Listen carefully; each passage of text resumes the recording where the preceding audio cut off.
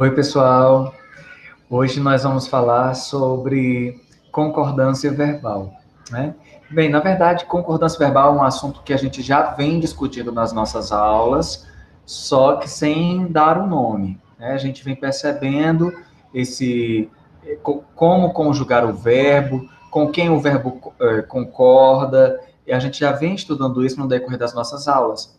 Mas hoje a gente vai fazer, digamos que uma coletânea de tudo que a gente estudou, de tudo que a gente viu relacionado a essa concordância do verbo até o momento, certo?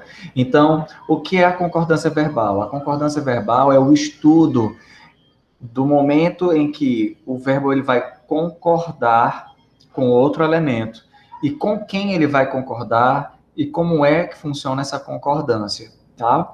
Bem, no livro de vocês tem uma página específica falando sobre isso e eu vou disponibilizar aqui para vocês também a tela do meu computador com a página do livro, tá? Com essa página do livro.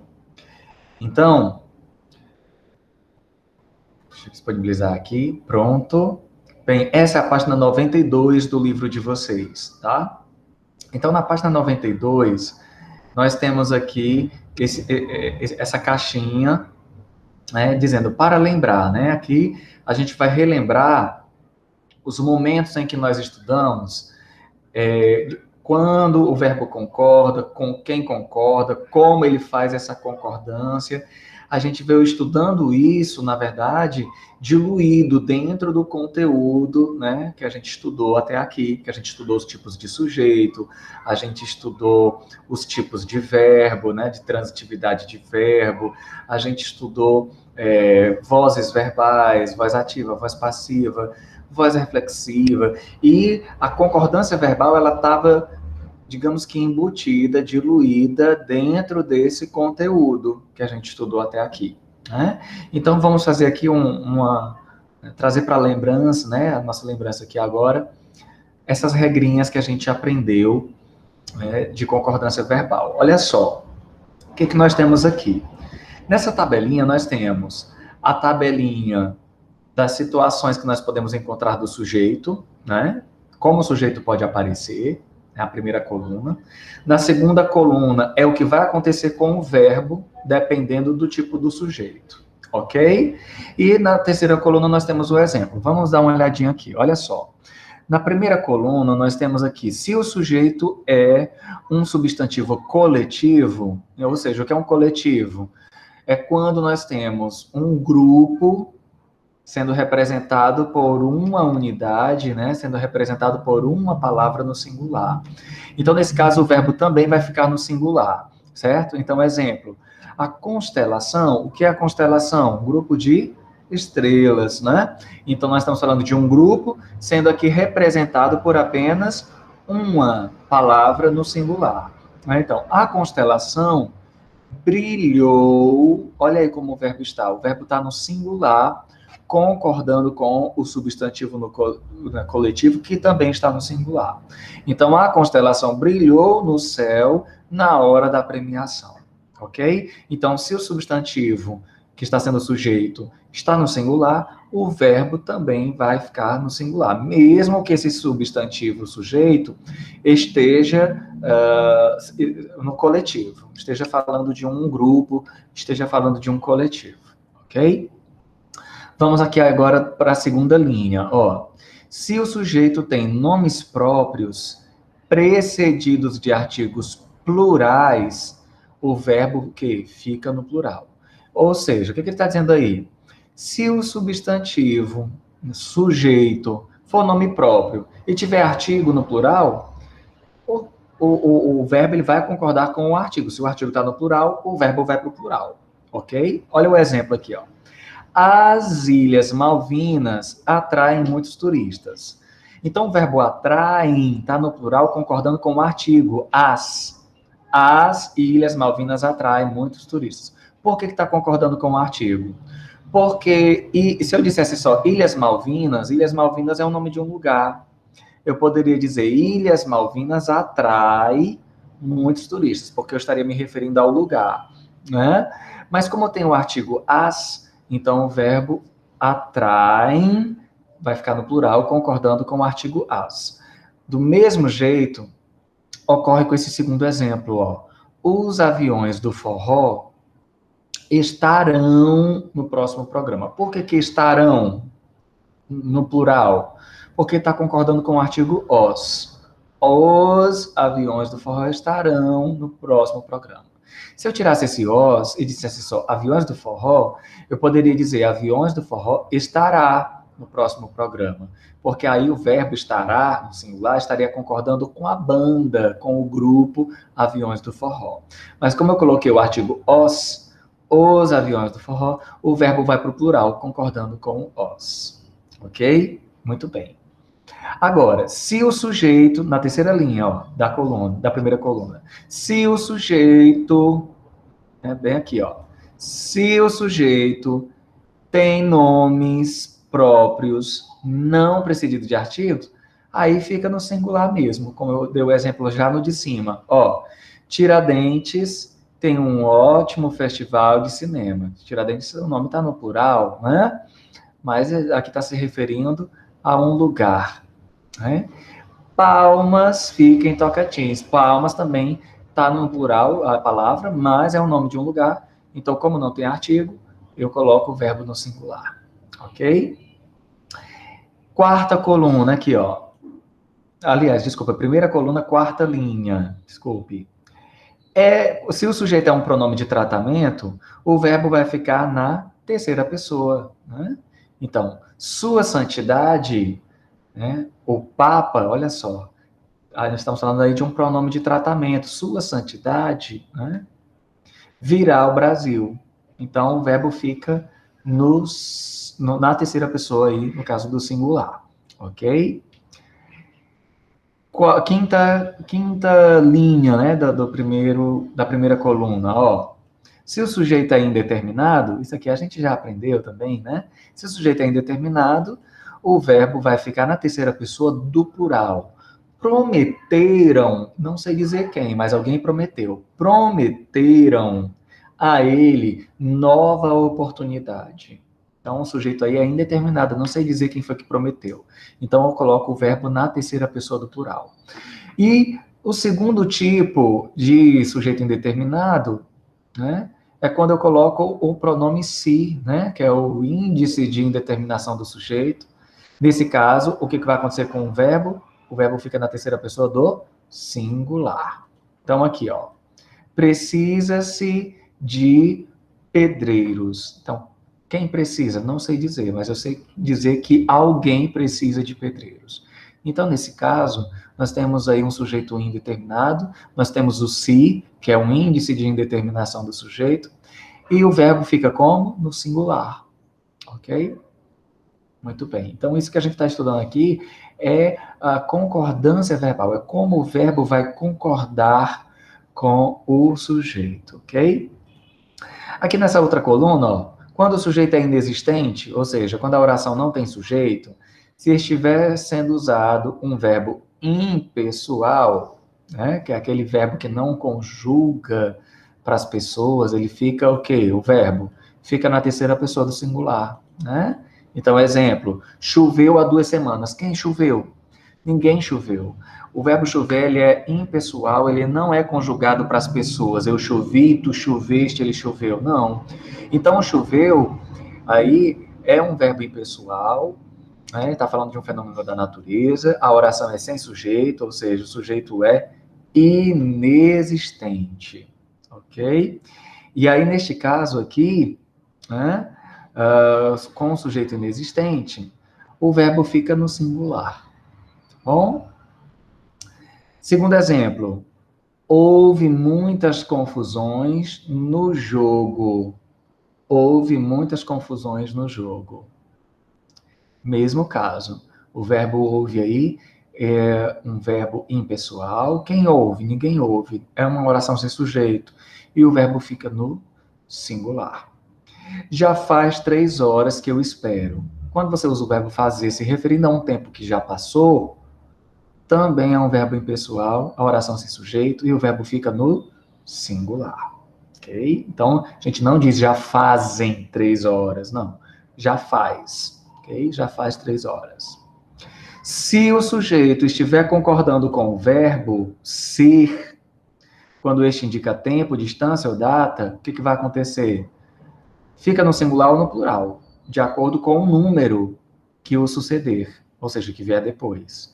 Em datas, concorda com o número ou com a palavra dia subentendida. O que está dizendo aqui? Ó? Vamos lá. Se for um verbo ser, se referindo a tempo, distância ou data, o verbo ser vai concordar com o número que vier em seguida. Ok? Então, ó, é 1 hora. Então, não posso dizer são 1 hora. Eu vou dizer é 1 hora porque é uma. Ok? Agora, se forem 2 horas aqui, ó, 2, aí eu coloco são. Eu não digo é 2 horas da manhã, eu digo são 2 horas da manhã. O verbo vai concordar com o número que vem depois, ok? Agora, quando for data, eu posso tanto concordar, aí eu escolho, é opcional. Eu posso concordar com o número, são 6 de janeiro, ou eu posso concordar com a palavra dia, que pode estar escrita ou não. Eu posso dizer ontem foi 5 de janeiro. Mas por que foi? Por que no singular? Porque eu estou concordando com a ideia, dia, que pode estar escrita ou não. Então, quando se referir à data, eu posso colocar o verbo no plural ou no singular, ok? Muito bem. Agora vamos ver essa outra coluna, desculpa, essa outra tabela que está na página... Deixa eu ver aqui. A página seguinte aqui, ó, 93, ok? Na 93, tem mais uma regrinha aqui, ó, de concordância verbal. Contextos especiais de concordância verbal com o sujeito simples, né? Se o sujeito é um pronome interrogativo, ou seja, o que é um pronome interrogativo? Aquele pronome que indica pergunta. Pronome interrogativo. Quem, que, ok? Ou quando for um pronome indefinido no singular, o verbo fica no singular. Olha aí, ó, os exemplos. Quem vai participar do jogo, né? A gente não diz quem vão, a gente diz quem vai, o verbo fica na terceira pessoa aí, né? Fica no singular, concordando com quem, ok? Ninguém ganhará a partida, mesma coisa, verbo no singular concordando com o pronome, tá? Se o sujeito é, na segunda linha, se o sujeito é uma expressão que indica porcentagem seguida de substantivo, o verbo vai concordar com os substantivos. Olha aí. Apenas 10% dos atletas ganham medalha. Então, você percebe aí que o verbo ele vai concordar com o substantivo e não com o número, né? Da porcentagem. Então, apenas 10% dos atletas ganham? Não. Apenas 10% dos atletas ganham medalha. Ok? No segundo exemplo, mesma coisa. Descobri que 5% do lucro será meu. Será, por que está no singular? Concordando com lucro e não com o número 5. Ok? Terceira linha. Se o sujeito indica quantidade aproximada com expressões como cerca de, mais de, menos de, perto de, mais o numeral ou o substantivo, o verbo vai concordar com o substantivo. Exemplo, perto de 30 alunos farão prova. Por que não é fará prova? Porque o verbo vai concordar com a quantidade de alunos. Ó. Perto de 30 alunos farão prova. Ok? Segundo exemplo, mais de um patrocinador ligou para o clube. Então, por que ligou? Porque ligou está concordando com um patrocinador. Então, mesmo que tivesse as expressões mais de, menos de, perto de, o verbo vai sempre concordar com o sujeito, ok? Vamos agora para a quarta linha. Ó, se o sujeito tem expressões partitivas, como parte de, uma porção de, um montão de, o grosso de, metade de, a maioria de, a maior parte de, e outros, né, outras expressões semelhantes, seguidas de um substantivo ou pronome no plural, o que vai acontecer com o verbo? O verbo concorda com a expressão partitiva ou com o substantivo ou pronome que vem seguido, é opcional. Exemplo, um montão de amigos tentou falar com o vencedor, então o verbo tentou aí concorda com um montão, ou eu posso dizer, um montão de amigos tentaram falar com o vencedor. Aí o verbo tentaram e concorda com amigos, tá? Segundo exemplo, a maioria das sobremesas era de chocolate, então era concordando com a maioria. Ou eu posso dizer, a maioria das sobremesas eram de chocolate. Então, nesse caso, o verbo eram concorda com sobremesas. Então, é opcional nesse caso, tá? Próxima linha. Se o verbo estiver relacionado com o verbo ser, pode concordar com o predicativo em lugar de concordar com o sujeito. Pode acontecer, né? Então, o exemplo, o pior são essas chuvaradas. Nesse caso, quando eu digo o pior são essas chuvaradas, o verbo ser, ele não está concordando com o sujeito aqui, o pior, né? Não está concordando aí com o pior, está concordando com o predicativo, né? Que são essas chuvaradas, tá? Se o sujeito for, né? Ó, um dos pronomes interrogativos, que ou quem, e estiver relacionado com o verbo ser, o verbo pode concordar com o predicativo em lugar de concordar com o sujeito. Exemplo, que são alguns meses de espera se no final nasce um neném tão lindo. Quando diz, ó, que são, o verbo ser não está concordando com o pronome que. Está concordando, né, com o predicativo, alguns meses, né? Então, você percebe aí que, nesse caso aí, o verbo não está concordando com o pronome, está concordando com o predicativo do sujeito, ok? Muito bem. Na última linha da coluna, dessa página, tem dizendo assim, ó, se o sujeito for um dos pronomes isto, isso, aquilo, tudo, e estiver relacionado com o verbo ser, o verbo pode concordar com o predicativo em lugar de concordar com o sujeito. Quando eu digo pode, é porque você aí existe uma preferência por concordar com o predicativo do sujeito, mas não é inteiramente obrigatório, ok? Então, exemplo, aquilo são os fogos da festa de São João. Então, quando eu digo aquilo são, o verbo ser não está concordando com aquilo, está concordando com o predicativo do sujeito. Os fogos da festa de São João, ok? Muito bem.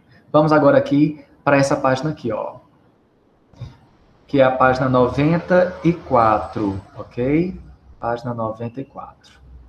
A página 94 tem contextos especiais de concordância verbal com o sujeito composto. A regra geral é o verbo que tem mais de um sujeito, né, o sujeito composto, deve ficar no plural. Então, exemplo aqui, ó.